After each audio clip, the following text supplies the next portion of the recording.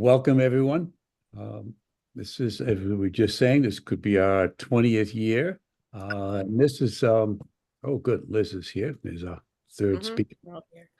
Um, and this is this year, we've got, for the first time, we have all the way from to April already scheduled. So it's quite good. There's a lot of people who have volunteered to present and share their images, so that's been terrific. And I get a couple of things we talked for a few minutes before we begin. We have quite a program tonight, all over from once Becky gets things squared away. I mean, she'll be talking about the diving in the Red Sea, and Liz in San Salvador, all the weird creatures in San Salvador, and then Lana snorkeling and diving in Greece. So it's quite an international program for tonight. So it's terrific. And so as we begin, this is since our first meeting.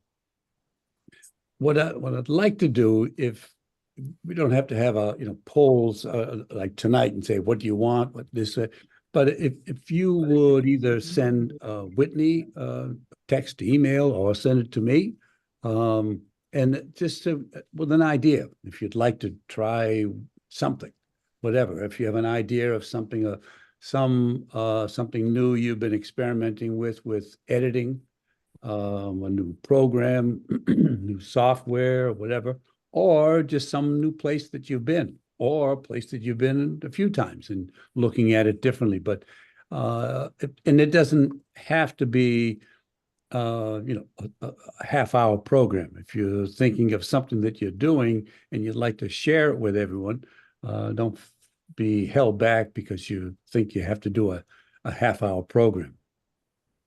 But a couple of things of what we have lined up in May is May is going to be a Mexico night, and a couple of things couple of themes like we did last year. We had the Philippines and nudibranch night. Well, when we had polled people before, the number 2 spot was Mexico. So in May, and it has nothing to do with Cinco de Mayo, if you have, images, if you've been to Mexico and you would like to share some of those pictures, well, start thinking about putting together 10, 15 images. And where we did a nudibranch night, now in July, we're thinking of doing the next popular creature or groups of creatures are the cephalopods, which are squid, octopus, and cuttlefish. And that was the number 2 choice of or selection or preference from people. And then August, we're thinking of doing something on New England marine life. We'll celebrate what we have here. So that will be a New England marine life. Maybe we'll eliminate Eastport and just have it close to home. And then another night we could do Eastport and Deer Island and that sort of thing. So if we do New England in August, cephalopods in July, and then May, Mexico, and of course September, we've been reserving that for Women's Night, women photographers. So when you consider those 4 months are blocked off, and we're booked all the way to, scheduled through pretty much most of April, it's a pretty good year coming up. So, and so if anyone else, well, the last of this, if you have some destination you've been to and you want to share, please let me know. Soon as on my end, as soon as I hear that somebody has gone somewhere, I immediately am texting or emailing them to see if they'll be like to share, share their experience and images. All right, so then let's see a second here. Oh, one and last thing. When we had talked to people before, and the general consensus is that people are would like more presentations on the use of Lightroom. Now, if you use Lightroom, if you could let Whitney know right now, yes, you use it, so we'll get an idea of how many people are here and how many would like Lightroom. There's another, so in the past, we've talked about there's a free software, it's called Darktable. There didn't seem to be a heck of a lot of interest in that. So a thought is a Camera Raw. And if you, the last question for tonight, if you use Camera Raw, please let me know. Okay, just in the chat, just let me know what if you use that. Because Camera Raw can do, in terms of editing, everything that Lightroom can do, but you don't have to drink the Kool-Aid of Lightroom. In Lightroom, you have to do everything exactly as they want, and follow the rules. Where Bridge Camera Raw, you don't. It's a lot more forgiving. So if there's any interest in that, then I can proceed with trying to get presentations for that. So, all right. And the last, if you are interested, let me or Whitney know if you're interested in any kind of a meetup dive. It doesn't have to be a Photo Society led dive, but if you want to meet up and we'll dive on a weekend, if that's something that's of interest, obviously it's local diving, be Maine, New Hampshire, Massachusetts. But if that's something that's of interest to you, also let us know, and then we can begin to, whenever we set something up, we'll just pass the word out and go from there. So now we either have Liz or Lana. Would either one of you like to go first? Would anyone like to go last? I mean, last is already taken by Becky until we figure out we're not going to be using her phone as a presentation. Liz, would you like to go now? Sure. First? Mine's kind of short and sweet, so I don't mind kicking it off. All right. Let So now, me. Liz Roberts just came back from San Salvador. And so there she was photographing weird and crazy creatures. Among Right. other things. Some weird, some wonderful. I loved all of it. So let me see if I can get my sharing figured out. Do, do, do. All right, cool. Let's hope that still works if I put it in presentation mode. Yep. Come on. There we go. Okay, awesome. There we go. Back to the beginning. So weird and wonderful San Salvador. This is I wouldn't call all of these great pictures, but they were fun to take. Um, some of them I like. There was just a lot of weird and wonderful stuff. So I'll go through the stuff I liked best. Um, this little guy on the cover is, I think that's what they call it, a spotted hermit crab. I could be totally wrong, but I absolutely love the color of their eyes, how it just kind of matches the blue in the background. I found that so striking and pretty. So I threw them on the cover for my presentation. So here we have the weird category. These isopods, and I forget exactly what they're called. I was looking at it earlier. But a bunch of isopods hanging out attached to the cheeks of some groupers and some other fish as well. Saw quite a few of those while I was there, and managed to snap. I got a few pictures um, of this guy, this isopod on this fish's cheek. I love how the little white eyes almost make it look like some kind of alien. Although, if we think about it, our idea of an alien is only dreamed up based on what we've referenced here on Earth or under the sea, as it might be. Um, anyway, I think this guy is weird, but I like it. But it's weird. I don't know if the fish likes it. That looks like it might be unpleasant. Another one under the weird category, and definitely under the not great photo, because I took something that was macro and then zoomed it way in, and that's why we're seeing so much graininess here.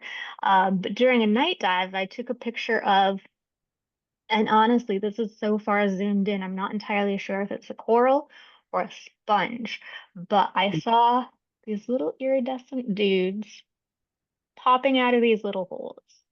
Well, I haven't been able to identify them yet.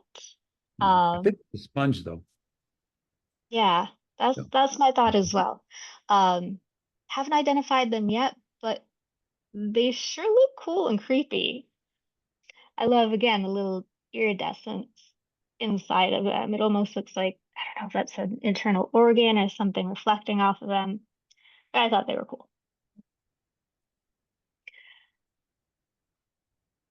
This guy, I'm sure I looked up the name, and I forget exactly what it was, but I'm gonna call this guy a spiky sea cucumber because it is a sea cucumber and it is very, very spiky. Um, again, not my favorite picture. The lighting is not up to what I would like it to be. Uh, but again, I thought this creature was really, really cool looking. Um, the coolest, weirdest sea cucumber that I saw was the tiger tail sea cucumber, and those are just shaped unlike anything that I've ever seen. When the dive guide first pointed it out, I was like, what am I looking at? Unfortunately, my pictures of that creature didn't come out very well, so I don't have any in the presentation. But I do have this spiky guy who is neat. Um, and yeah, I would file this guy under weird and wonderful. Um, because fireworms, weird because they're quite stingy. You don't want to touch these guys. Uh, but I'm calling this photo wonderful because I really, and this is a cropped version of it, but I loved the way the lighting came out in it and the way the colors pop in it and kind of complement each other with the orangey red of the fireworm and then the purple of the coral. It just makes me really, really happy looking at it. So this one's weird and wonderful, I think. Everybody's favorite little guy on the reef, our beautiful little porcupine fish with his cute little eyes. I'm going to call him weird and wonderful because their eyes are just so whoop, and they're so weird because they're spiky. If you try to eat them, they'll puff up and poke the inside of your mouth, as we all know if we were a sea creature interested in eating this guy. But they're wonderful because I don't think I've met anybody who can look at one of these without smiling. They're just so stupid cute. It looks like it's completely unburdened by thought. Um, and just happy. And that's how I like to be underwater, unburdened by thought and happy. Ooh, wow. Another critter that falls into both categories. So we were on a night dive. This is about 40 feet of water or so. We saw this Caribbean reef octopus, and I believe, or I want to believe, that it was hunting and not trying to scare us away because it did this behavior a couple of times where it would go up to holes or gaps on the rocks and the coral all over the reef, and it would just balloon itself up and then deflate a little, and then balloon itself up and deflate and move along and do the same thing in another spot on the reef. And I looked into it, and from what I can tell, again, I'm no marine biologist. I just like taking pictures of fish underwater. But from what I could tell, that might be a hunting behavior. So it was really cool to be able to witness that. It was quite happy.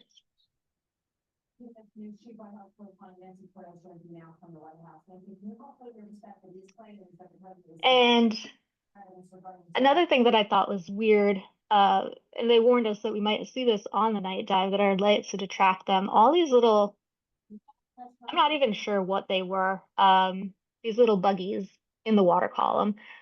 They were all over the place. A couple of shots are absolutely marred with them. You might be able to see there's one right here. Blends in a little though, so it didn't totally ruin the photo. Um, all in all, that was really great. I loved it. This is one of my favorite photos in the entire set.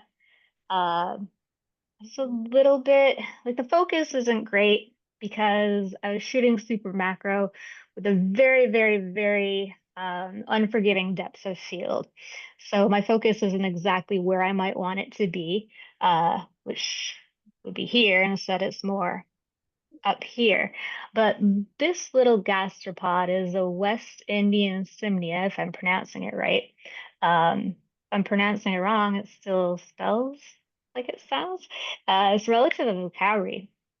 And I'm not able to find out much information on them other than that. Uh, Again, another thing when the dive guide was pointing it out, I had no idea what she was pointing at first. So I just nodded and said, uh-huh. She pointed another one out later on the dive, and I looked closer and oh yeah, that's a thing. That's some kind of a creature. Um, so there was a level of difficulty getting a shot where it was actually in focus and where I wasn't completely swimming into the coral because they're on fairly thin little, I don't know what the technical term is, fronds or branches or whatever of the coral. And it's difficult to position the stupid big clunky camera to get a good shot. But I'm okay with this one. Um, I think it's cute. I like it. Purple makes me happy. Ooh. No. Our next fish is both weird and wonderful. This little guy is an arrow blenny. Another creature I'd never seen before and never even knew about until I went on this trip. These little dudes are pretty small, maybe an inch, couple inches. I'm really bad at estimating distance. But you can see that this one has kind of a curve. And that's not necessarily because it was in motion and like trying to execute a turn while it was swimming. They swim with their tail curved like that. So if we were to flip him sideways, I don't know if it's a him or a her. If we were to flip this fish sideways, it would be in a J shape. And I was reading that so they can kind of catch the current, and it somehow helps them maneuver themselves to hunt. I just think they're cool looking. They're weird looking. And I like the color too. Also, the little dots by the tail, very fashionable. I'm a fan. Nice find because they're not easy to see. Oh, thank you. Actually, once I can't remember who pointed them out. It may have been Diego. Once he pointed one out, I was looking for them everywhere. Um, just anytime I was near the types of coral that we had seen them near, and the types of fish that I had seen them hanging out with, had my eye out. I was like, I gotta get a picture of one of these. So I don't have any pictures of them that I absolutely love that I think are perfect and gorgeous or whatever, but I'm satisfied with how this one came out, even though it's excessively cropped. I think they're cool. This is a terrible photo, if we're talking from a technical standpoint, because I'm not sure. Well, as you can see, it's definitely not in focus. I'm not sure my strobe was cooperating. It may have been flooded at this point. I may have flooded it once or twice on this trip. But I thought this definitely falls under weird. It's some sort of jelly-like thing that I saw hanging out in the water column on one of the safety stops. And it was really neat to see all those tentacles just waving around and the thing like pulsing as it was moving through the water. Tried to get a better shot of it. This is the best I could do while I was trying not to shoot to the top at the end of the dive. Um, but I thought this was cool. And I Was there a also lot thought, of them? don't get too close to this guy. Were there many of them? Just that one that I Just that noticed. one. Hmm. There may have been more. I just didn't see any more of them. But yeah, it was a cool creature. I like all the blue, even though it's I not a think it's phantom. a thimble jelly. Oh yeah? Yeah, I think so. Ooh, I'll have to look that up. The inside bit of it, this right here, was much more orange in person than it's coming out in the photo. But I'll have to look at the thimble jelly. That may be what it was. Very cool. This guy's weird and wonderful. This fellow here, about a minute before I took its picture, was not that color.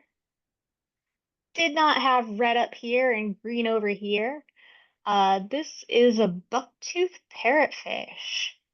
Another creature I didn't really know about it. I think I had seen one on another trip, but never bothered to identify it. Um, but at first I thought maybe I was losing my mind when I saw it because it was more of a white or a tan color all over when I first spotted it. And then it laid down on this rock to hide or to chill out. I'm gonna say to hide because as soon as it positioned itself, it started changing color. The green started popping up in the middle, the red started popping up on its fins. Um, and I'm like, this is insane. I have to look this thing up. So sure enough, it's a type of parrotfish that changes color nearly instantly. Um, yeah, I think it's cool. Is there anything underwater that I don't think is cool? I don't know. We're going to have to find out one day. But yep, bucktooth parrotfish. He's a cool dude. Another victim of excessive cropping and maybe poor aperture judgment and not necessarily great composition, but I was super stoked when Luis started gesticulating at me and pointing at a bit of algae. What? What? What are you pointing at? Tiny, tiny little speck about this big. Sure enough, he had spotted a nudibranch, and I took a couple of not so great photos of its back. We think maybe, probably, this is a Shaun the Sheep. I couldn't position myself to get a picture of the, head on of the face. This is the best one that I ended up with the little spiky bits off the back and the bunny ears. And I know those are all not biologically correct terms, but it's absolutely what those look like to me. Um, I, I didn't even know they lived down in the Bahamas. I thought they were all out in the Pacific. So I was really excited to actually see one in person somewhere I didn't expect to. Um, so now, of course, I want to go back and take better pictures, alas.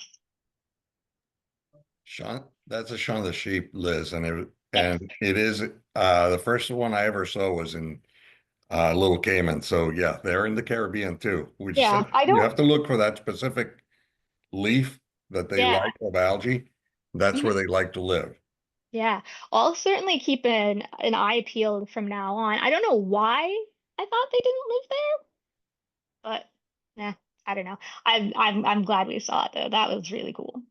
Was not expecting to see any nudibranchs. Probably because I didn't feel like I was patient enough to really for any, because I was too busy trying to witness this. A grouper with a fish cleaning the inside of its mouth. Was very lucky and very happy that I happened upon a cleaning station with a grouper with a little dude in its mouth. I call this fishy's big day at the dentist. I know there's no dentistry happening there, but whatever. I'm goofy like that.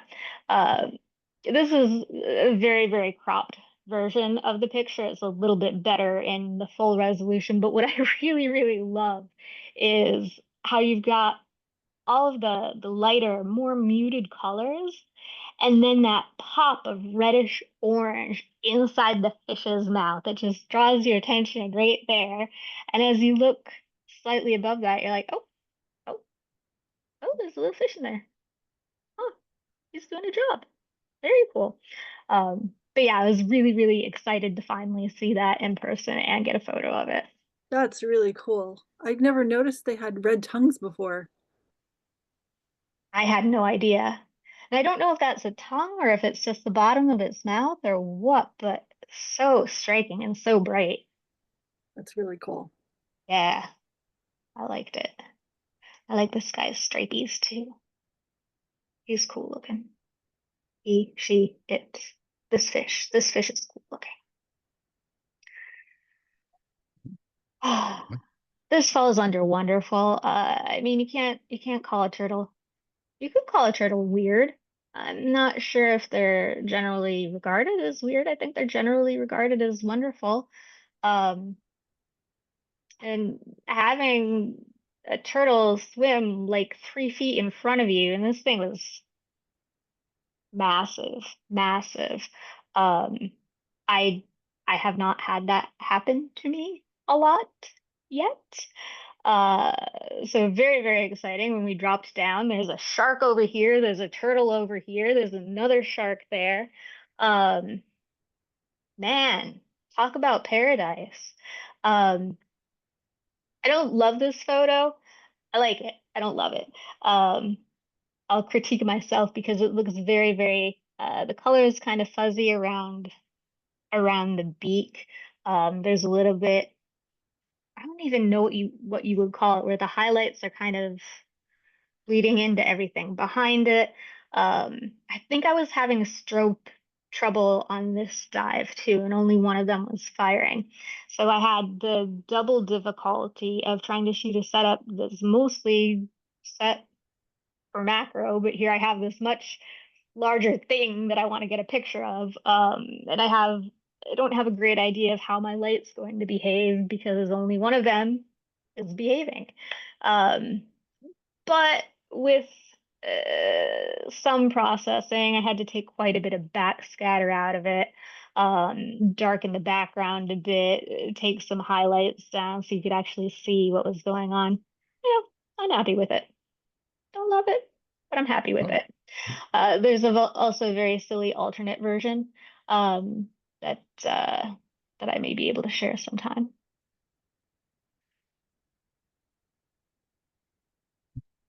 Also weird and wonderful, just weird because, come on, animals that are shaped like a pancake, why did they exist? I'm sure there are reasons. Um, and I'm not saying they shouldn't, but I'm saying that they're pretty cool and they're kind of weird. Here we have a stingray. I can't tell you what species because, again, not a marine biologist. But it was also wonderful because it was like hanging out, resting on a bit of coral, just chilling out. So I swam up to it. I got a photo, went in a little closer. Took this creature let me come so close to it. And in the back of my mind, I'm like, I've got to stay away from that tail. This guy's gonna Steve Irwin me. It's gonna be a bad time. I'm not near the tail. I'm near its little snoot, and its little snoot is like, I don't even know if that's the nose of it. It's just from where the eyes would be. That's kind of where I think a nose might be. Whether or not that's true, I don't know. Um, but I was happy I was able to capture this. I wasn't happy with where I was putting my light and how the color ended up on the larger photo, but I am happy with the focus on the eye. I thought I did all right with that. I can't complain too much.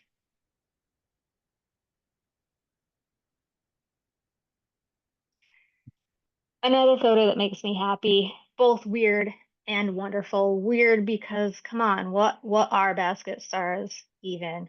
Is this a basket star? I think it is. Um, on a purple coral. How do these colors even exist in nature? It's ridiculous. It's wonderful. It's beautiful. I was very happy with how this photo came out. I tried to catch quite a few of these. Not catch it, but you know what I mean. Snap them. Um, and I wasn't having a lot of luck with composition, but this one I think turned out all right. The coral was positioned in just such a way, and the star had all of its arms out in just such a way that, okay, yes, this might make an all right photo. Um, so I'm happy with it. And again, purple, purple. I love all the purple. So that was just a smattering of the weird and wonderful stuff that I saw in San Salvador. I want to go back and see some more. I don't know when I'll have a chance to again, but it was awesome. You had some great shots. Thank you. Thank you. I had fun taking them, and that's the important part. Yeah. And the turtle that you were sort of trashing, I thought that was a great image. So sort of coming out with and the darkness really added to it. I think that was a great shot. I mean, I'm surrounded by so much skill on this call. And in my regular life anyway. My dad's a photographer and he takes not underwater on land and he takes fantastic photos. So my bar is kind of high. Well, you But should be I happy with appreciate it, Andy. I appreciate it. you should be very happy with what you come back with from San Salvador. So Hey Liz, I can tell you about the Shaun the Sheeps. So the original Shaun the Sheep is a different Costaciella species that is Hmm. only in the Indo-Pacific. The one around the Caribbean is usually Costaciella osolifera, and the Ooh. one that is in the Indonesia and Far East area, Japan, etc., is Costaciella hiroshima. They do look all the Costaciellas in a sense look somewhat similar, but that's Hmm. why you thought Shaun the Sheep was in uh, over in the Pacific, and that's the one that has that name, but it's spread. So now everybody calls all of them Shaun the Sheep. That makes sense uh, then. Anyway, I still thought it was cool, but I appreciate the science fact. well, well, thank you, Liz. Thank you very much. So Lana, would you like to go and tell us first up, what brought you to Greece? Well, hello everyone. Happy to be here. Thank you all. I went to Greece last summer for 3 weeks with my friend Ariane. Some of you might know her. Yep, yep. She lives in Florida. She is Greek and she has family property there and likes to go to Greece whenever she can. So I was lucky to be able to go with her and spend a nice 3 weeks exploring snorkeling and a little bit of scuba diving. So let's see, share my screen. Um,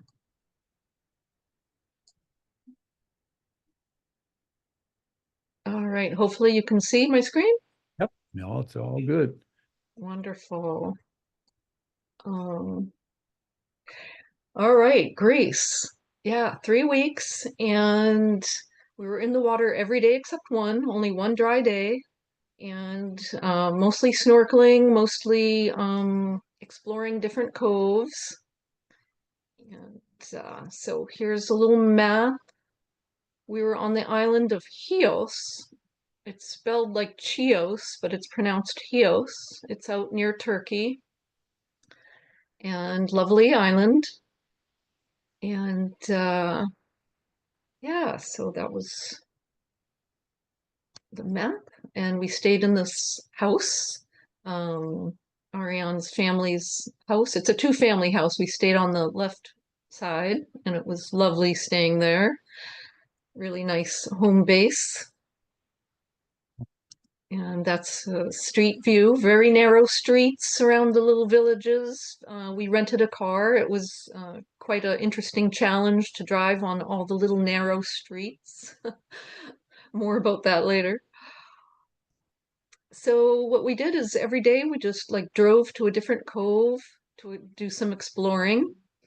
We would snorkel around the edges of the cove, around the rocky parts, and just look for little critters. And Ariane is amazing at finding little critters that most people would not notice.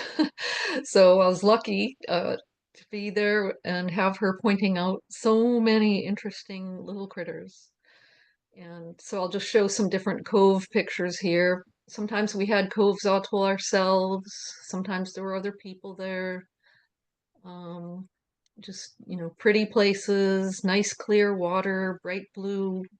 The water clarity was fantastic. Just various beaches. This was a pretty little cove.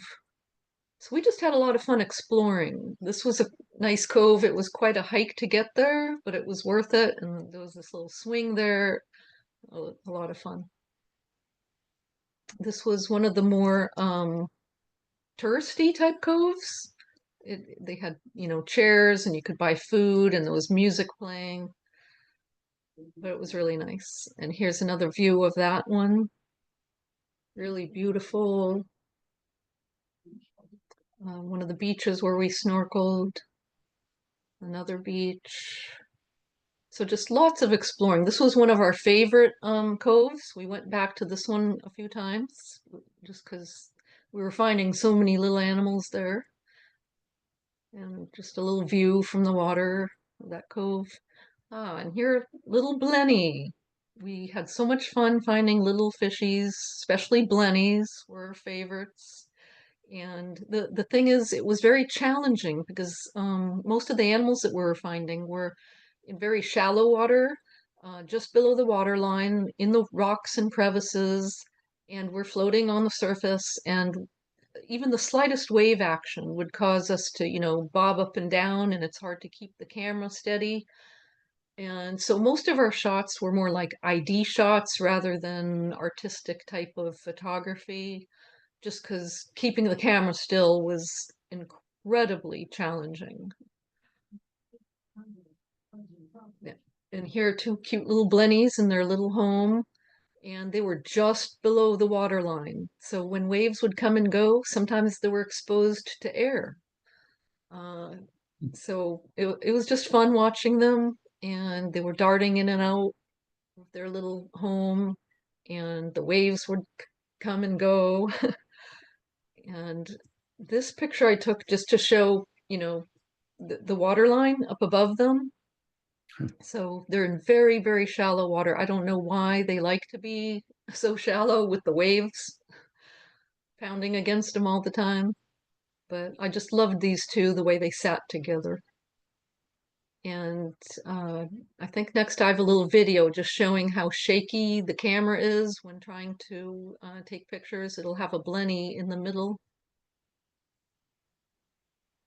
So hopefully you can see the video, and I'm trying to keep the camera really still, but it's just very shaky from the wave action and the water moving, and the little blennies are darting around.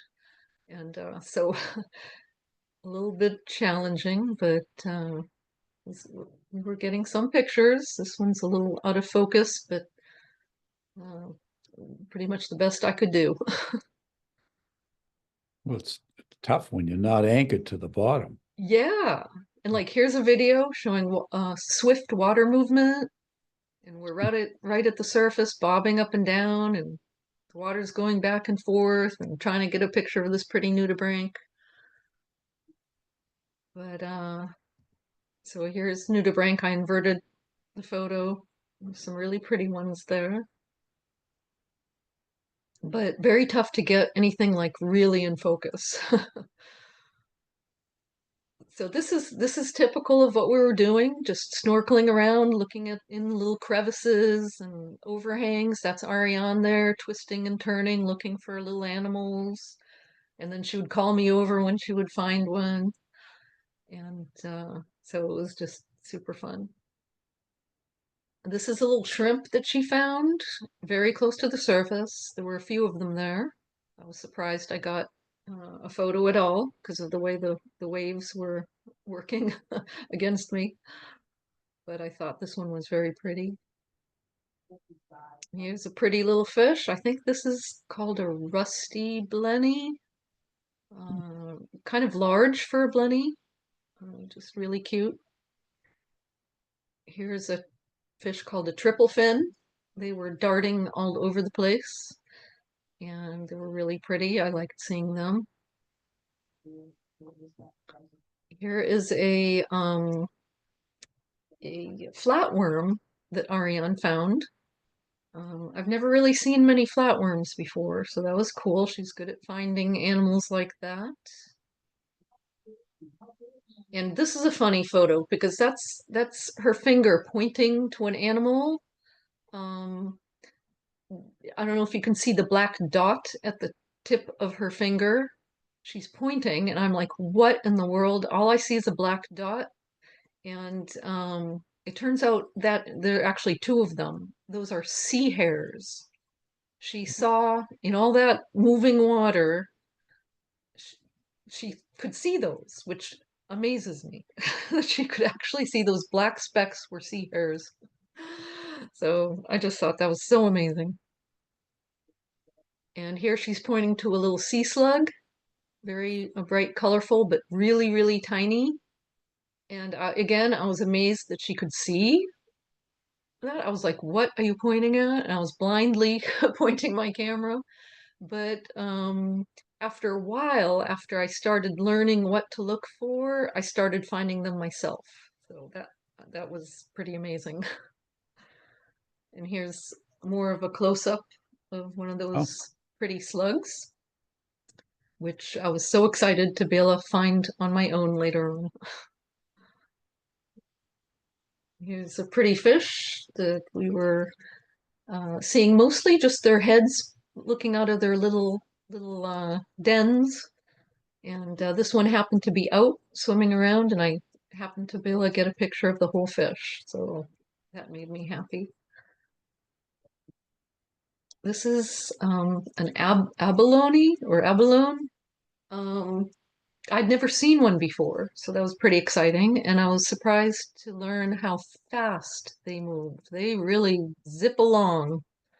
And so that was pretty interesting. Once in a while, we would see some of their empty shells on the bottom, but this was the first time that I've seen one of the live ones. Wait a second, Lana, didn't we see it in Vancouver?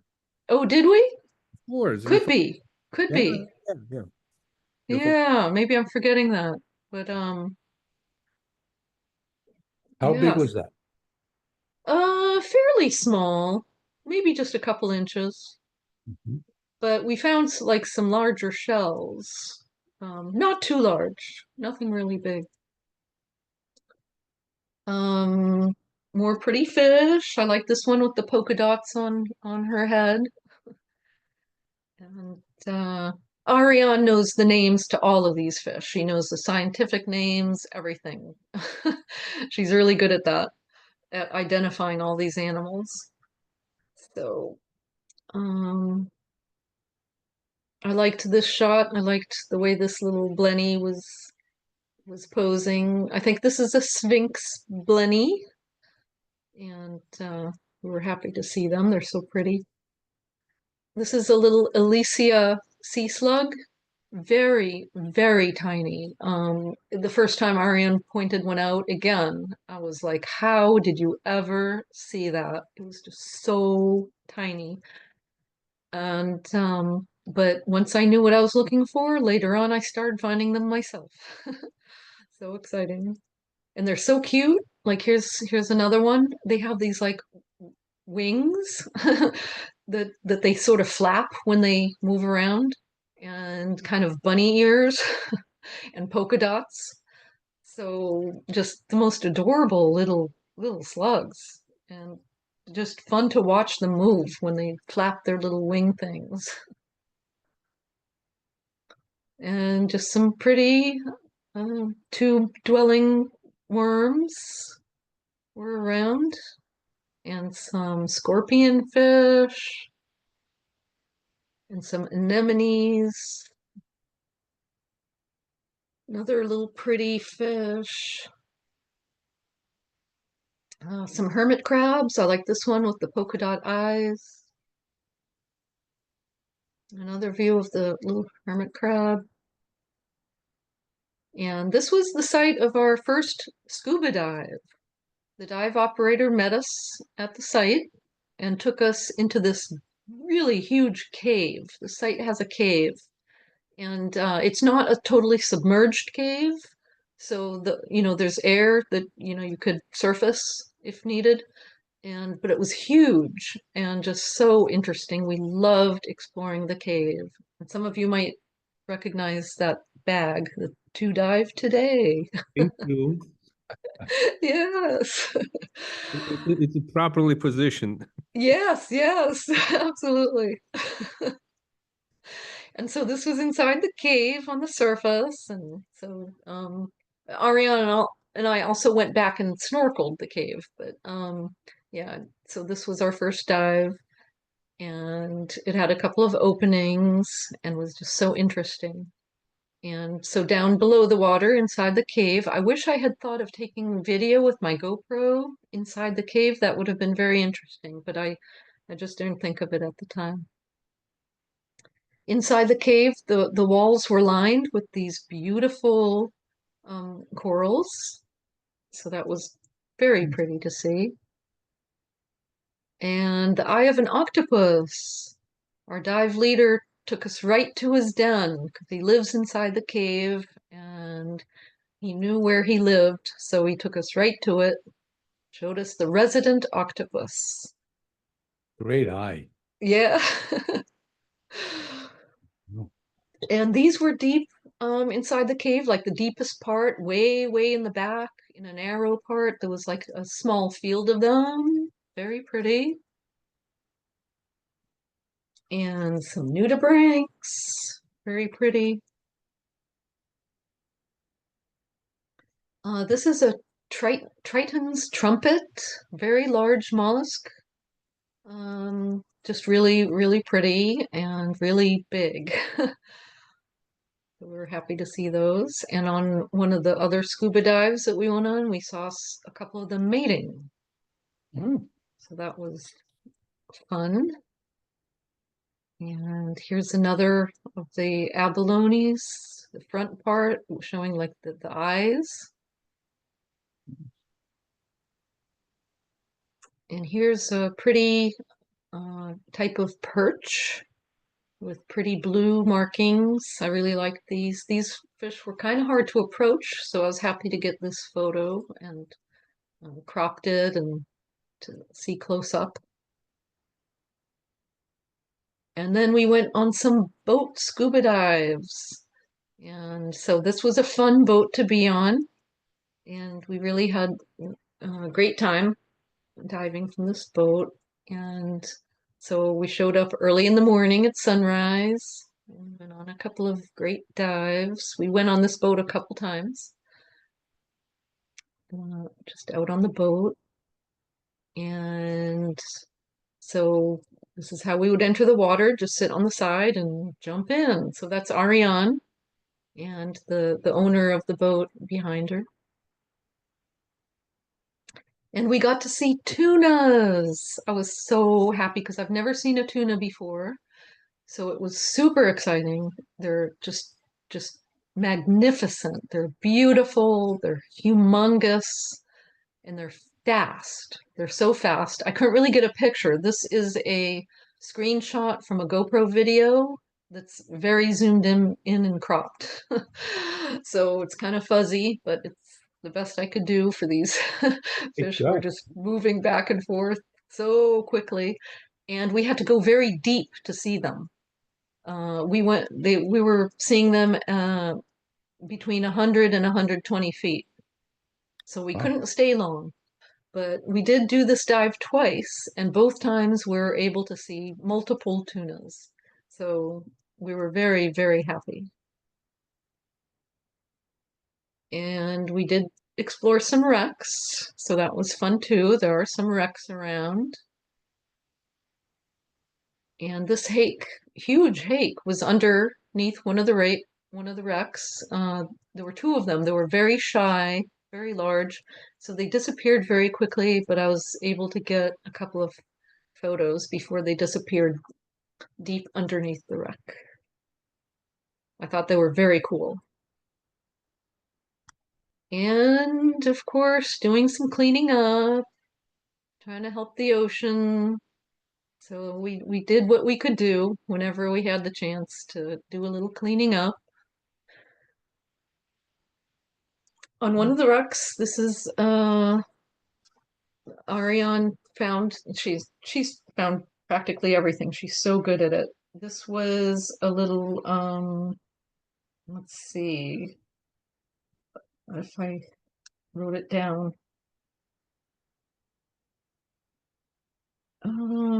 Oh yeah, little nudie called Caloria elegans, something like that. So that was cool to see. It was the only one like that we saw the whole trip.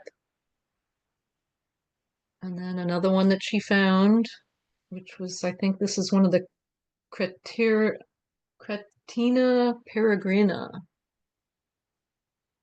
And this was an empty bivalve shell that was enormous. I put my hand in the picture just to show scale. So that was pretty interesting. It was the only one we saw like it. I have no idea what it was. Here's Ariane picking up some fishing line. Here's fishing line that I picked up from various sites. And some more line and some hooks that we picked up, just trying to give back to the ocean by doing some cleanup. Here's a pretty, another tube-dwelling worm with a little triple fin fish there in the background. Here's one of the eels we saw. We didn't see many, not many eels, but they're always fun to see, so we were happy to see at least a couple. And this is one of the sea slugs that's climbing up on the body of a scorpion fish. So at first we saw the scorpion fish and we're looking at the fish, and then Ariane happened to notice that there is a sea slug climbing up the body. So if you can see, there's the dorsal fin of the scorpion fish, and this little fast sea slug was just climbing all over the body of this fish. It was really, really interesting to see. And the fish just sat there, oblivious, I think. And so snorkeling, sometimes we'd look up and just enjoy the sights, looking around, the interesting rocks and structures. And this was an interesting rock, shaped like a mushroom. And at the base of this rock was an octopus den. And on this day, we were snorkeling, and I was wearing a 5 mil wetsuit, and I did not have a weight belt on that day. So it was really, really difficult to dive down to take pictures because I would just bob right back up to the surface immediately. So I really had to fight to get down. I really wanted a picture of the octopus, and so most of them were terribly blurry and awful, but I did get one picture that I was happy with, the octopus who lived at the base of the mushroom rock. This is the site of a night dive we did. So the dive operator met us here. That's a chapel, and we went in. There's a, if you can see, a ladder on the left side of the walkway. That's where we entered. Then we went completely around the chapel, and then we got out on the ladder that's on the right side. So very easy to navigate, and it was a super nice night dive. Here's the chapel at night. And we saw an octopus and displaying all his colors, moving around, posing. So that was super. And I love the colors and the pattern. Always love to see them. And we did not see many sea stars at all in Greece. Just a few. So I don't know why, but this just very few. And this one was very pretty. This is a nudibranch that Ariane found on the night dive. This is a, what's it called? I have it red-lined labellina is what she said. And we saw some pretty shrimps on the night dive. And this might have been on a different dive. Saw, I guess these are crinoids, feather stars. Saw them once in a while. Very interesting. This is a very cute little blenny that Ariane found on one of the dives, poking his head out, staring at us. Oh, and this was while snorkeling at our favorite cove. This is an octopus that I spent probably an hour with, just hanging out. This octopus seemed very comfortable with me. We just hung out. And I took lots of different pictures. He or she was moving around. Like I got lots of pictures like this. And yeah, we just hung out. And at one point, you know, because I'm just floating on the surface, it's very shallow. At one point, I dangled my arm down with my hand right next to the octopus, and the octopus reached out and grabbed my hand and pulled me.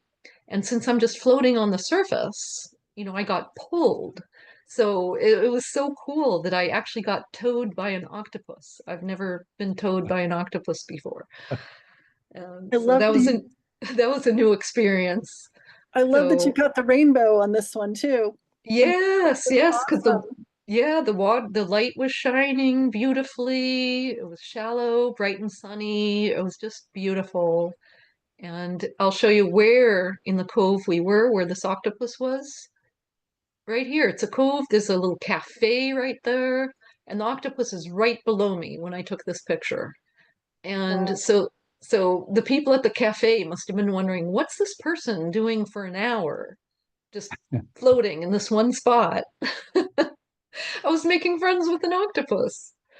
And so Ariane was in a different part of the cove, so I went over and got her. I wanted to show her the octopus, so I brought her back, and so she took some pictures of the octopus, and then we started swimming away, and then she excitedly called me to she like was so happy. She called me to show me. I'll show you this next picture. It doesn't look like much, but in this picture is a cuttlefish. And she was so excited because this was the first time she had ever seen a cuttlefish in Greece. And I'll show you in the next picture where the cuttlefish is. This just looks like a bunch of algae colored rocks, right? Well, there's the cuttlefish. So cuttlefish is just nestled in there with the rocks. So just rocks, cuttlefish. And the cuttlefish did at one point, you know, swim around, and I was able to get a picture. So I was very happy to get this picture. It was a fleeting moment. This cuttlefish blended into the surroundings so well and disappeared in like a couple seconds, and that's all we got to see. We could not find him again. So I was just thrilled to be able to get this picture. Great That is lighting. gorgeous. Thanks. We were just so, so happy. First the octopus that we made friends with, then the cuttlefish, all in this little cove, shallow snorkeling. And then we saw other beautiful things, this bright red anemone, very close to the surface. Beautiful, beautiful, adorable fish in very shallow water, snorkeling. A hermit crab in a beautiful pink and red shell. Very cute crab, deep, deep in a crevice. I'm surprised I even got a photo. It was very deep, hard to get any kind of light, but very pretty crab. And look at those adorable little claws. I just loved this crab. And here's another crab in a very shallow crevice. Above, you can see the air bubble, because the waves would splash in and out, and sometimes the crab was completely in the air rather than water.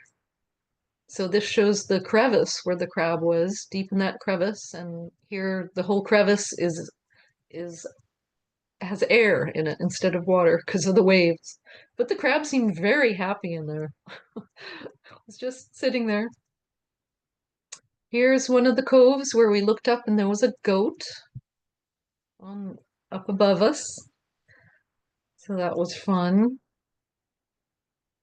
Here's another little blenny. Oh, and this was very interesting. This is an amphora, which is a ancient two-handled storage vessel from the Greco-Roman era, and they were used to carry like olive oil or wine, and sometimes on boats they were moved around, and so if there was a boat sank, would be all these in the water, so all these artifacts. So we were lucky to go see them. There was a whole field of them. So here's Ariane over a whole field of them. It was super cool to see them. They're really, really, really old. Here's another picture showing the whole field of them out there. So that was really, really interesting. Ancient artifacts. And on our last day snorkeling, she called me over very excited because she found a bubble snail. And I've never seen one before, and I think that was the first time that she's seen one in Greece. So she was super excited. It was very, very hard to get pictures. We were bobbing up and down in the waves. The water was moving all over the place, and this bubble snail is really, really tiny. So this was about the best I could do. But it was so fun to see something new. And then back at the house, nice view, nice, relaxing, quiet area. I'm so grateful to be there. And then when we would drive around, we'd sometimes stop and see interesting sights like this church overlooking the water, very beautiful. Some kind of ruins. I'm not sure, I don't really remember what that was. We just happened to notice. Some pretty windmills on the island. Driving around one day, this is the sight we saw. We had to stop for a bunch of goats who were crossing the road. And just driving around on the narrow streets. It was quite a challenge, but fun. So narrow. Just sometimes I had to be really, really, really careful. I mean, that is a street that cars go on. One-way And streets? what's up? They one-way streets, I hope? No, a lot of them were two-way. So if you came across another car, you kind of had to either like back up into a driveway or something, or just It was very challenging.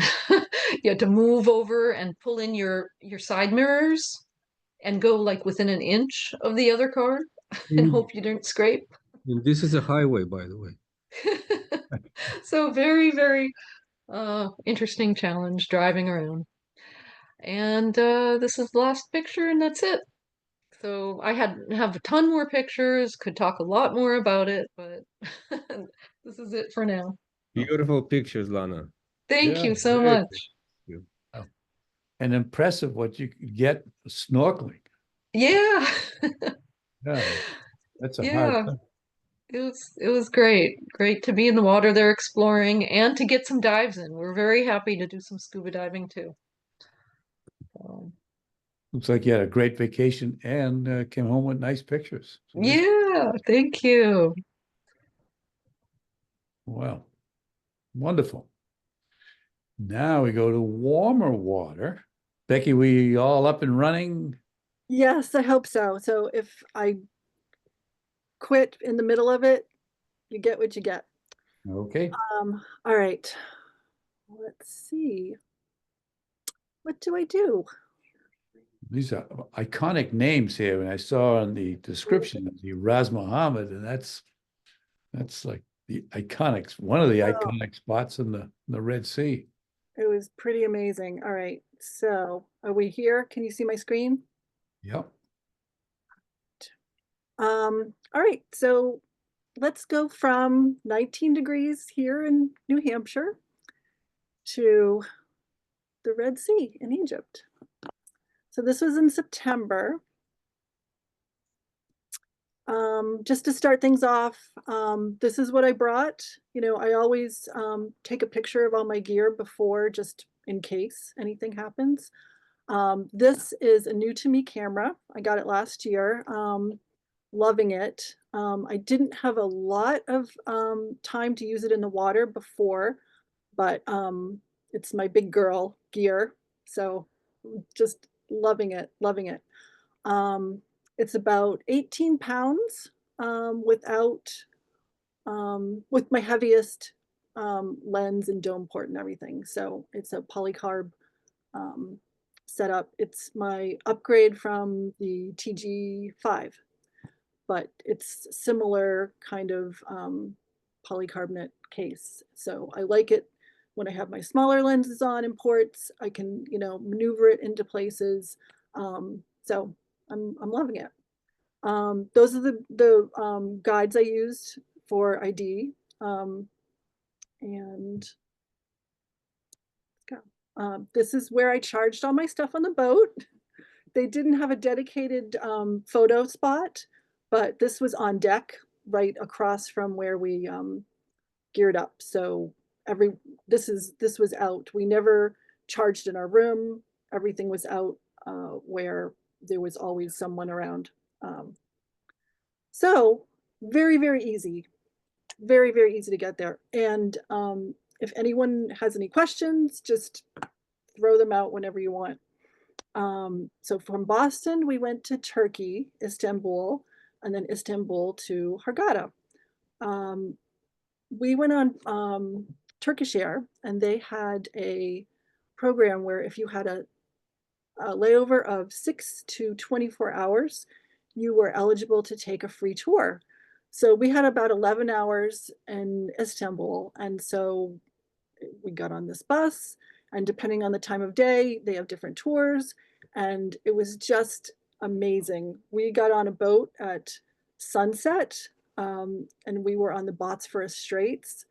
And the call to prayer came out when we were there in the boat, and the sun was setting.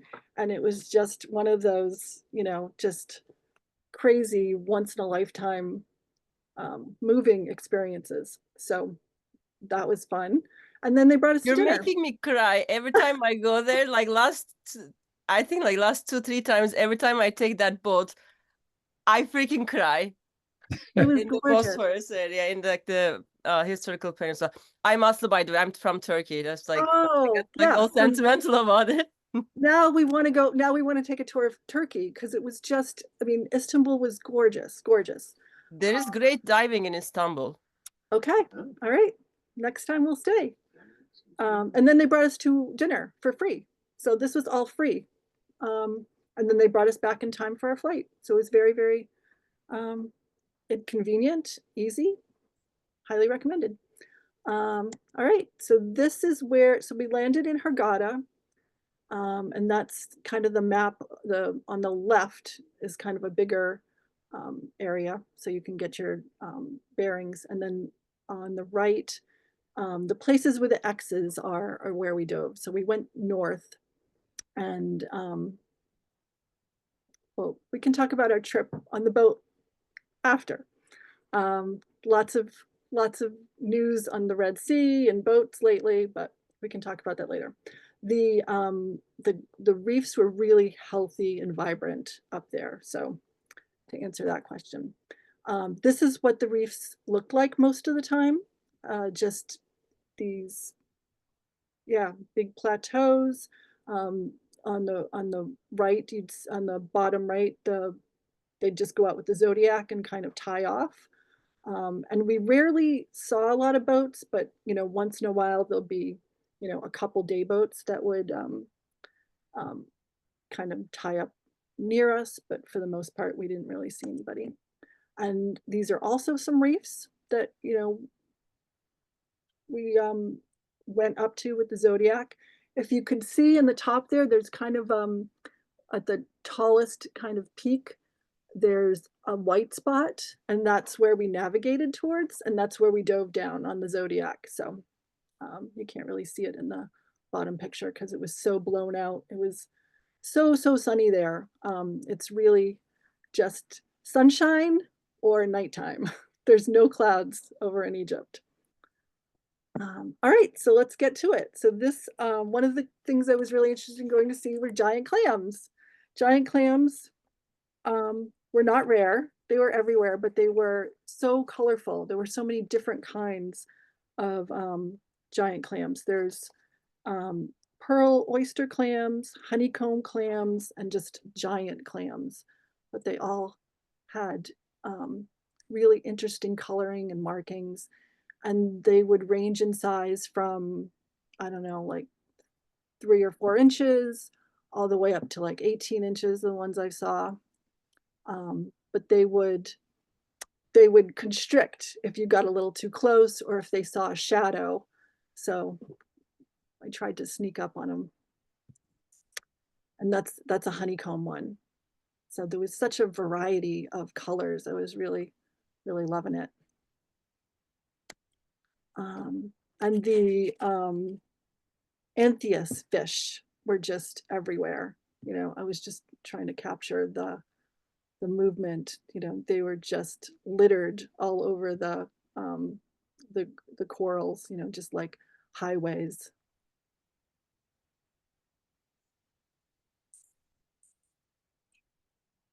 And then another creature that I really wanted to see were crocodile fish.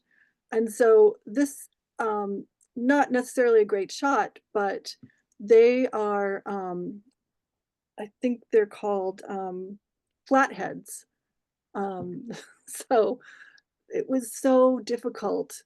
They were just glued to the floor whenever I saw them. And it was just really, really hard to get, a good picture because you couldn't get their body because there was not a millimeter between them. They were always just, nonplussed, laying on the floor.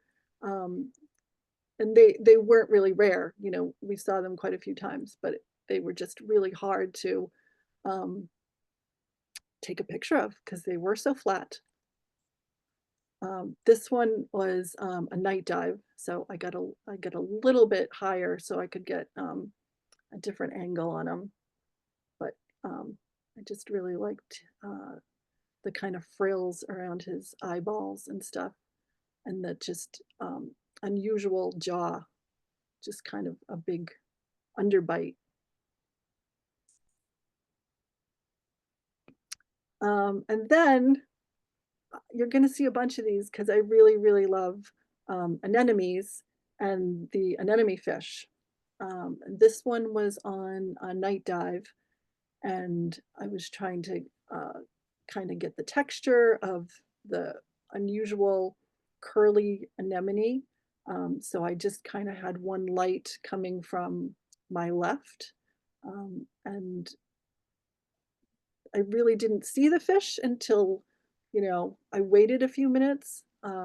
The anemone fish are very, even if you're very patient, they're very erratic. So getting them in focus when they're coming and going and coming and going and, trying to kind of shoo you away, but not leaving their nest too far. They want to protect their eggs. So I was focusing on the anemone on this one, and he peeked out. And that's more texture of the curly anemone. And this was on a night dive.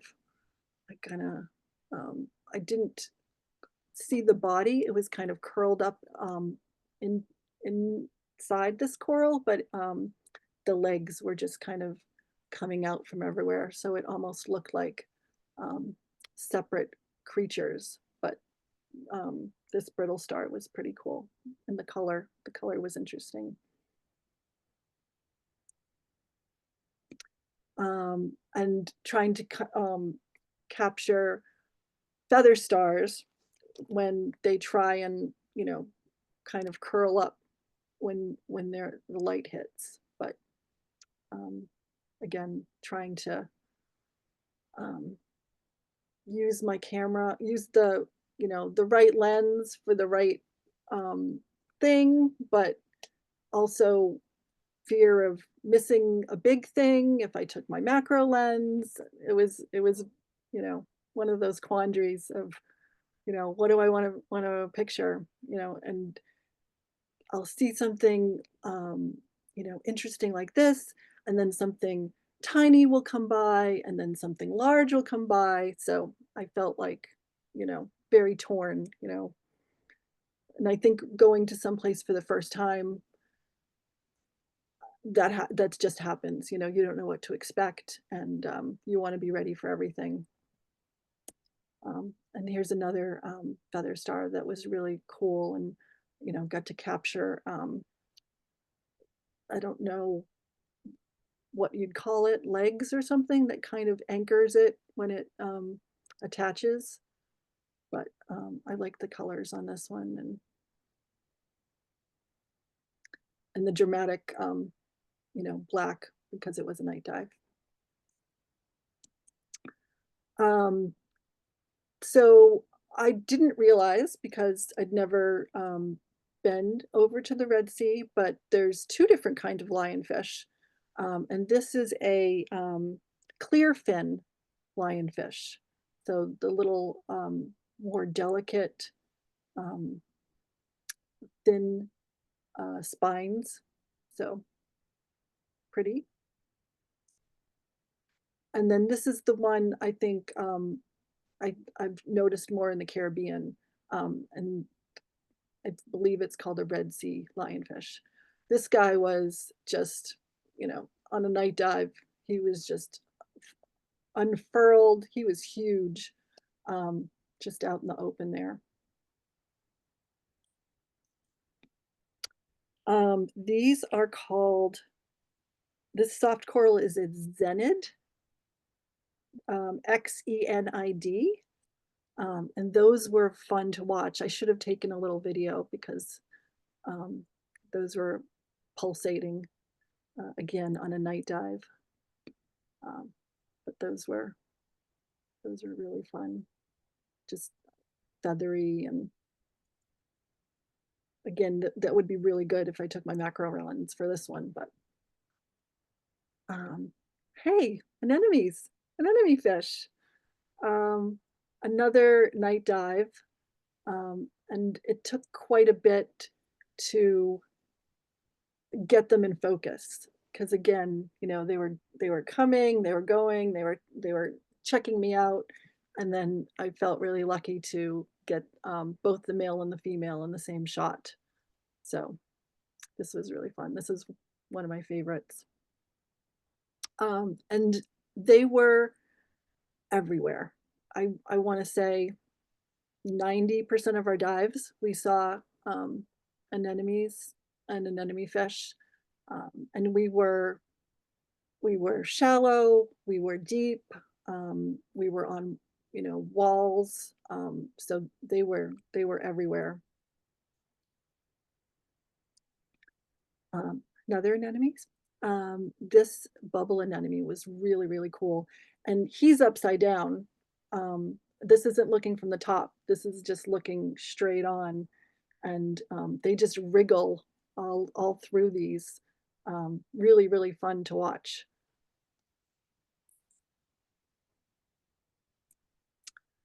Glassfish. Glassfish are another thing that they're just everywhere, just littered with them. And this was fun because I got some backlighting from the sun, so you can kind of tell they're, translucent, and then the light from the front. But so many fish. It was just, where do you look? What do we have here? These are masked butterfly fish. And I think, more than just getting a pair of them in the same shot, a pleasing shot, I was trying to get some face on with two eyeballs. I didn't put a picture in. I got one kind of sorta, but that's going to be my goal, just to try to get a good face on shot. But I was really happy just to get two in the same shot. It's a nice shot. Thank you. And this is a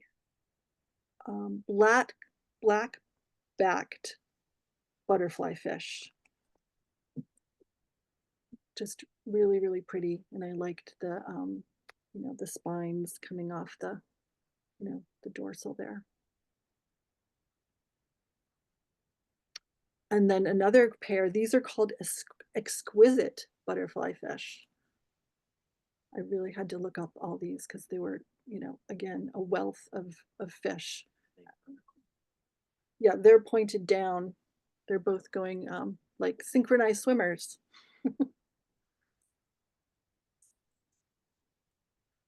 This was just an ID shot. We were kind of on a drift dive, and the guide pointed out, this crown of thorns under this rock. But I thought it was really cool. Found one. I wish I could have seen one all splayed out, but this is the only one we saw.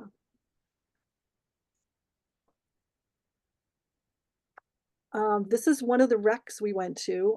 This is called Million Hope, and this is up near the Straits of Tehran. This is near Sharm el Sheikh, and parts of it are very, very shallow, so you could see snorkelers kind of up above.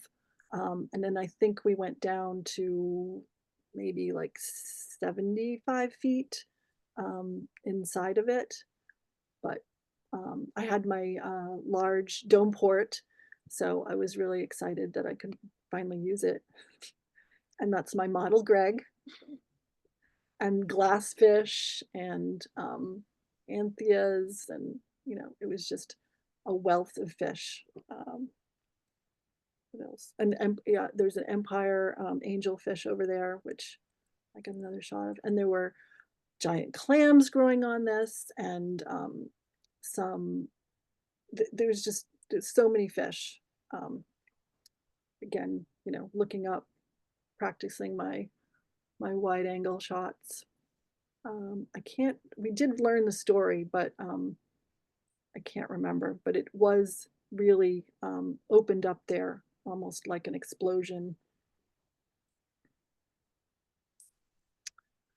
So crocodile fish, he was down in the bowels, and you know, I couldn't quite decide whether I liked the color of him but I really liked the black and white where I got the hard coral in the foreground. So I put them both up.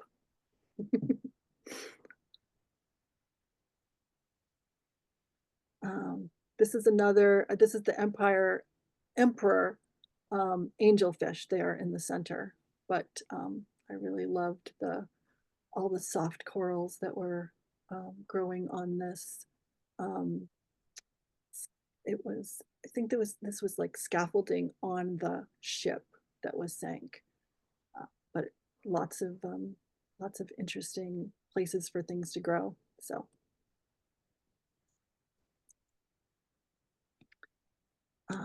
and then again, practicing, you know, more wide angle surface shots. And I really like how the colors came out in the foreground, and can see some of the ship there. And then the ship in the background with the sun. So Very cool pictures, Becky. thank you. Thanks. Yeah. Again, I was you know, I think I was able to practice with my dome once before I left, and it did not go really well. It was really hard to because of all the air in the dome. I wasn't used to it, and it was really hard to stay down. But I was really, really shallow. I think I was in Folly Cove when I was trying to practice with it. Um, so I was just thinking, like, if I needed more weights or what am I going to do? And it turns out when you're at depth, you don't need to do anything. It's just you're fine. But it was, you know, a little bit of a learning curve, you know, with this extra rig. So this is just a precursor. We were on a safety stop, and I think everyone had, you know, just kind of tooled back to the boat, and it was so shallow. This was super, super shallow. And I saw this oceanic triggerfish, which was massive. And so I slowly, you know, he was eating. So I slowly approached. I'm like, well, most animals, you know, when they're eating, they don't know you're there. So I felt a little bit, you know, it felt a little bit brave to kind of, you know, go and approach very slowly. You know, I had the camera in front of me, so I had a little bit brave. And then all of a sudden, he turned, and so I backed away very, very fast. But they were really fun to see, and because the clarity and the visibility was just, you know, out of this world. You could see like these little puffs of sand from them digging and eating, so you could kind of identify, you know, and decide if you wanted to go over and look. Are you aware how dangerous they are? Yeah, that's why I don't recommend Okay. it. And I Good to back up. it was all going in my head when I was, you know, I was approaching. I'm like, he's eating. You know, I watched him for a while. He wasn't, you know, he wasn't doing anything but, you know, eating, you know, looking up once in a while and just, you know, burrowing again. So I made you know, a little bit of a brave, slowly, and then fast, back away. This was on one of our night dives, scorpion fish. I really liked how the color turned out, but man, the camouflage was just crazy. If you don't pick up the eyes, sometimes you just don't even see them.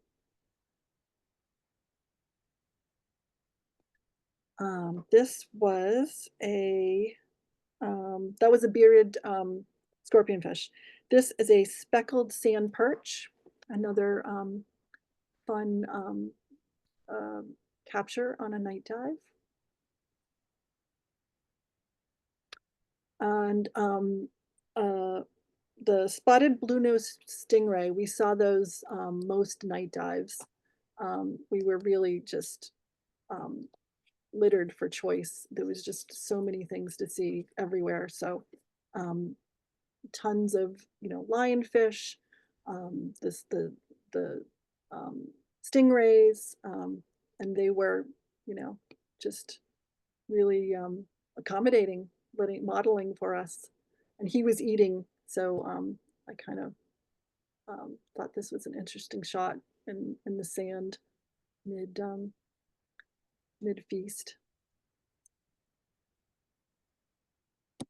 So we did see smaller things. There were nudibranchs. They were not like Lana's nudibranchs, but these were bigger, my size nudibranchs. So this was probably maybe 2 inches, and again, very bright out on the sea floor. So that was really easy for me to find. And this one is, I think I wrote it down, Philadelia veracasa. I don't know the common name, but so there were little things along with the big things. That's why it was so hard to decide what lens to bring. So they have masked puffers over in the Red Sea, and they were same behavior as here, just kind of tooling around, kind of slow, and the same kind of teeth that we see here. So this was really fun. Again, at night they're a little easier to approach, but I did find it a little bit hard to photograph, to get the eyes, because it was just so dark with their markings. Also some of the butterfly fish, because the black goes right through their eyes, and that was a little challenging. This one I had to edit to get a little bit more of the eyes, because it was just so dark. But I really like this shot because the teeth. Who doesn't love fish teeth? And that's a little bit better representation. Like the eyes are just so dark. So. But good, nice shot though. Very nice. Thanks. Yeah. They're so sleepy. It's easier to approach at night. And this was a sea star that I haven't seen before. Let's see. Gardiego, I have written down, and I that may be the common name, Gardiega, but it's so pretty. And again, very easy to find right there, very bright. And this, I have no idea. I could not ID this, but I just love the color from my light, and that picked it up. So, and the film, the thin fins and everything, I just liked how that came out. But just a fun pretty silver fish. This is a parrotfish. Don't ask me which one. I think it's in the Flautofasciatus family, but with all their different, stages, I just don't know. But again, a night dive, great to catch them when they're sleepy. And his little pouty lip, I like that.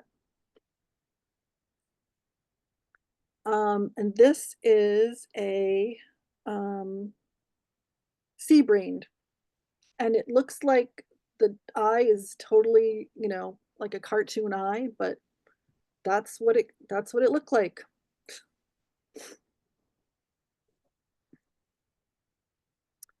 And we did see a lot of moray eels, so those were quite common. This was one of our night dives, but we saw them during the day.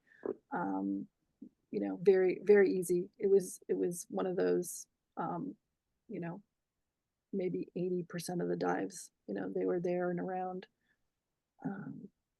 I think the next slide, so he was here, and then just maybe 3 inches away were all of these little pipefish. And it's not a great shot. Again, I was, just trying to, get in and out before the, moray eel really got upset. But I've never seen just, a whole bunch, a nest of them. So let's see. All right. And so going with the theme, there's so many big things at night, but there were so many little things too. And I really tried to get in there. This is a left-handed hermit crab with purple um, stalks. It had purple eye stalks and like the purple legs. And he was really, really small, maybe half an inch. And he was kind of coming and going inside this soft coral. So this was a little bit difficult to get. But they, it could have been a whole macro dive, or it could have been a whole wide angle dive. There was just a wealth of creatures. And then unicorn fish. These guys were so fast. We'd see them once in a while during the day, but this was a night dive, and they just kind of zoomed past even at night. I think they're called spotted unicorn fish. So that was super, super fun. Just so unusual.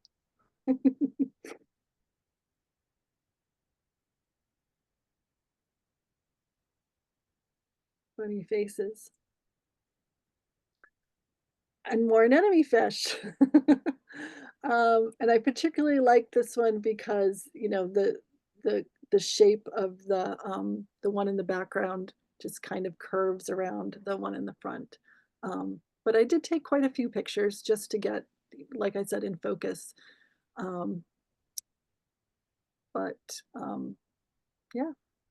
Well, they never stop, so they I constant know. movement. So yeah, you have to take a lot of photographs of them to get. Yeah. get Constant movement, and then constant movement of the anemone because of them, Yeah. brushing. So I found, I may have mentioned this one time before, but I found that if you watch them long enough, even though they're, darting in and out, there's a pattern oftentimes. There's a pattern of where they go. So it looks like they're just going crazy, but they'll go to one spot, another, and then come back and then repeat that whole routine. So sometimes if the stars line up right for you, you can just wait and then it comes to that spot. figure out a spot and stay there. Yeah. And more. This guy had his mouth open, so that was fun. Fun capture. And so up in Ras Mohammed, it's a marine park, and lots of big vistas, lots of big views. And these were off one of the walls, this family of snappers that's almost always there.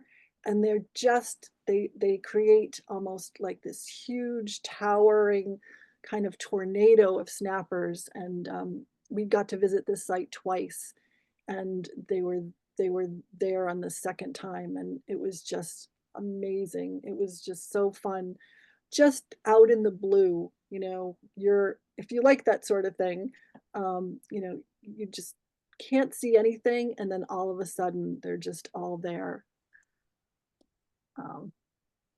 And there's the reef over there, and they just go forever, couple 100 feet down, just snapper. And I think I have a video that the dive guide took.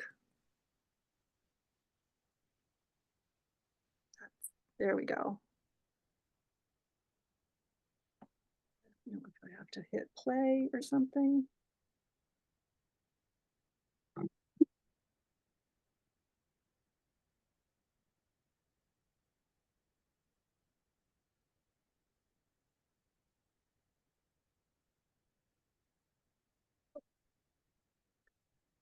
more anemones. And so that anemone kind of spilling out from the rock there, I thought was really interesting. And then on the left is bubble coral, which I'd never seen before. And those were just really funny looking, just like bubbles, literally. This is the bubble coral. This kind of beigey, tight packed bubbles. Just really interesting. I didn't see anything in it, any creatures in it, but I just thought it was kind of sculptural and neat. More anemones. These were fields of these anemones and damselfish and clownfish, and just these big matted apartments of fish, and it was just amazing how large these colonies were. More, just and just a flurry everywhere. This is also up in Ras Mohammed. So now that was up north. We'll come back down to this is back down in Hurghada. So we were on a day boat for a few days. I'll talk about that later. But again, this is probably 30-40 minutes. So this would be a day boat out off of, if you just go for the day. So we just did two tanks. And this is the reef, right out there. Sometimes there would be a little bit on the surface, but it would just be these flat plateaus. Here we were alone. This was during lunch. And here there was a whole bunch of other boats. So this was a bunch of snorkeling day boats. I think there was only once where we really saw a bunch of divers at one location. But so I can't, I mean, for me, diving in the Caribbean, diving in New England, these boats were so close to each other. I mean, they got in, they got out. You could walk from one boat to another at some points. It was really really close. If you see in the center all the way back how close those boats are together, I mean, that's just how it was. And you had to really look at the dive flag underwater so you didn't get up on the wrong boat. Anyway, they didn't, bother us. They didn't, it wasn't a big deal, but I just thought, going from, up in the national park where we saw nothing, no one, to the day boats where we saw a bunch of people. This was nudibranch eggs. And I think everyone, when we got back in the boat, they're like, oh, I saw a scrunchie underwater. But it was really this pink. I never saw the nudibranch that laid the eggs, but the eggs were interesting. Presumably that was a Spanish dancer. I don't know. I don't know who laid them. Yeah. It looks like the Spanish dancer eggs. Ah, okay. Oh, well, someone did see a Spanish dancer, not on this dive, but on one of the other dives. So that makes sense. We didn't see a lot of fans, but the fans that we saw were really large. Again, my wonderful model. I think it would have not been as good of a picture without a diver in it, just for scale. So thanks, Greg. And then from the giant fans, this was a very, so the bottom, if you can see, that's, I think they're called sexy shrimp. So from the very, very large to the very, very small, So I used my, I have a 14 to 42 lens. And so I used that a lot just for kind of situations like that. And the guide pointed this out. This was that flat anemone and those, I believe there were two. There was one on the other side as well. So that was fun. Never saw one of those. Where am I? And then on this anemone, I did find the cleaner shrimp, and I tried to get as good a shot as I could with the lens I had on. And then you can see the clownfish in the background, but this wasn't great, but it was good enough. And then he came out.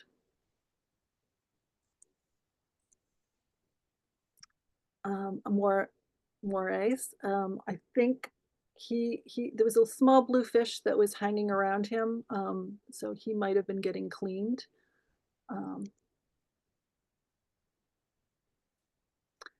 And so this sharp-tailed eel was just kind of coming along, and I was really happy with this shot because I got some of the, you know, I got him in the foreground, but I also got a little bit of the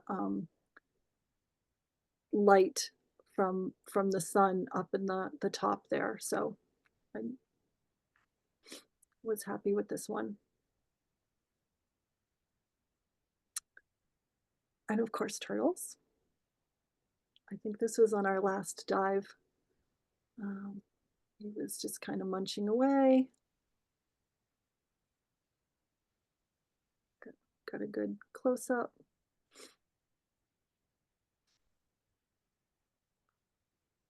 And then during some surface intervals, really what I wanted to do was, you know, practice some split shots. So this was really fun. So this was just my rig, no lights. This was just ambient light, and just jumped in with my snorkel, and you know, again, my wonderful model. And the reef was right there, and the boats were right there. So we were, I don't know, probably 30 feet from the boat, 30 feet from the reef. It was a little bit windy this day, so I had to be careful, you know, how close I got to the reef. But yeah, just practicing the splits, and you know, trying to figure out how to get both in focus at the same time. Need more practice, but I was happy with this.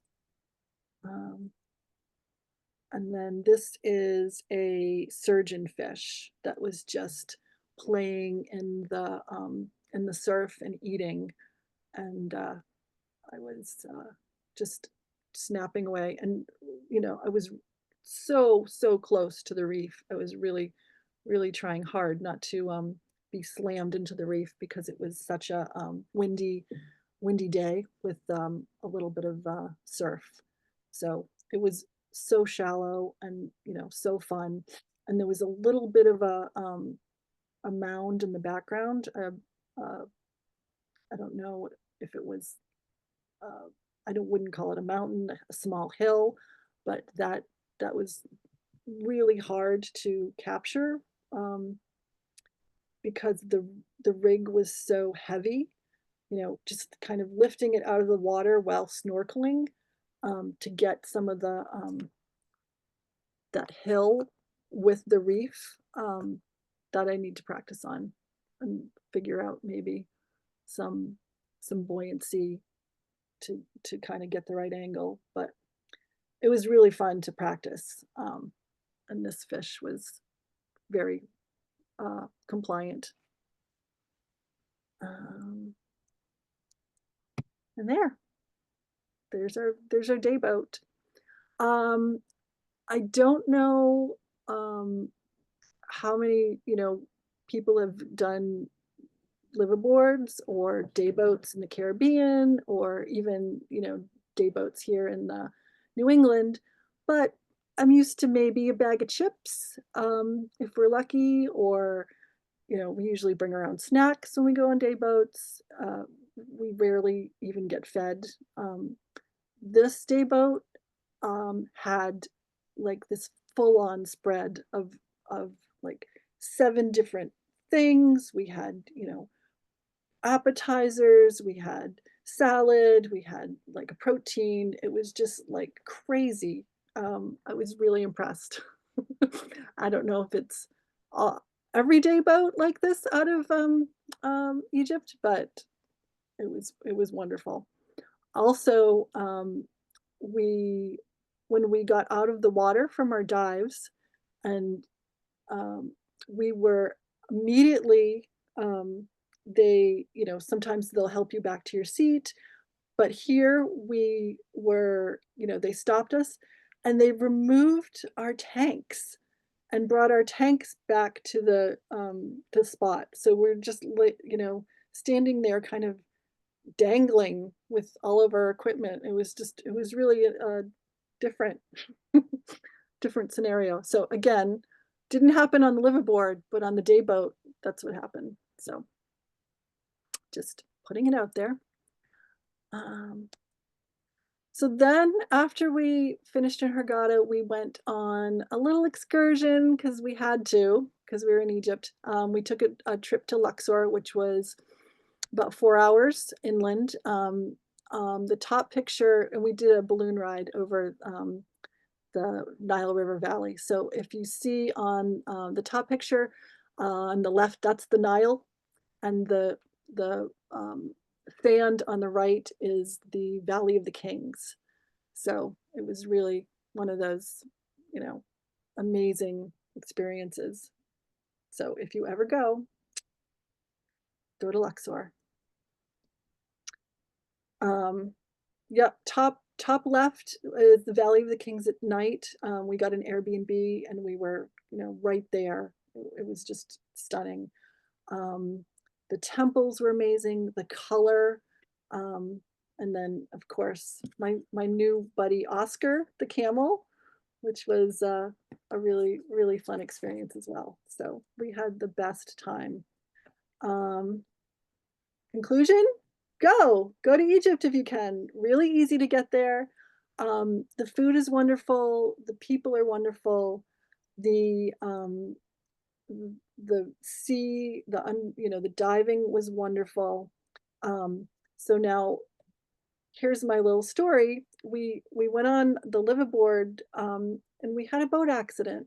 I know there's lots of news about, you know, boats in the Red Sea.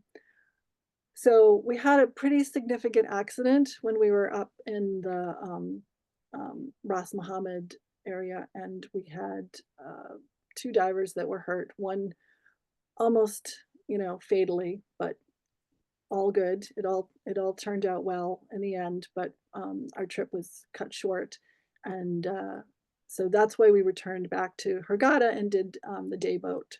So we had that experience. So I guess the lesson is, you know, keep yourself as safe as possible. You know, if use a company that you know, has good safety record. We were using a fixer, and so we didn't choose the boat. He chose the boat, and it was just this unfortunate maintenance issue and, you know, boat accident. So anyway, any questions? I tell you, Becky, I know there's a lot of people probably have questions, but we're running a little. Oh, sorry.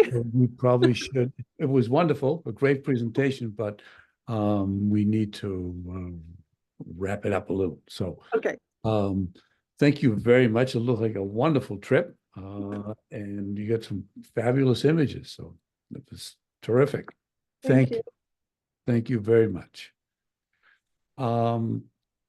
All of you folks, thanks for joining us tonight for our first meeting of the year. And we will talk the next month. And also, again, just as a quickie, if you have any suggestions, ideas, please float them by either me or Whitney, and we'll check them out. So anyway, thank you all for joining us tonight, and for the three presenters, thanks. They were great presentations. So Becky, Liz, and Lana, wonderful. Thanks. Great way to start off 2025. So, all right, so all have a good night and a good month. See you at the end of February.